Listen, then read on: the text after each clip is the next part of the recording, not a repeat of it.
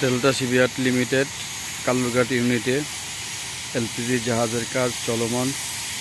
জাহাজের কাজ অলরেডি শেষ, এখন এলপিজি বুলেট ট্যাঙ্কের ইরেকশনের কাজ চলমান আছে, সাথে অন্যান্য জাহাজের রিপেয়ার কাজ চলতেছে।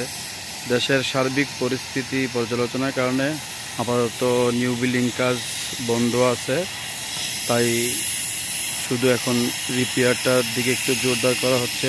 রিপেয়ারটা করা হচ্ছে, নিউ বিল্ডিংও কাজ হবে, বাট একটা কোম্পানি তার এভাবে বসে থাকে না, সেই জন্য এখানে প্রচুর পরিমাণ রিপেয়ারের কাজ চলমান আছে। নিজেদের জাহাজে রিপেয়ার করা হয়, বাহিরের জাহাজে রিপেয়ার করা হয়, যেমন যেটা এমপি AM এলিগেন্ট, এটা বাহিরের। তারপরে ওদিকে আছে রুকনুট 31, তার মাঝে একটা আছে রুকনুট 13।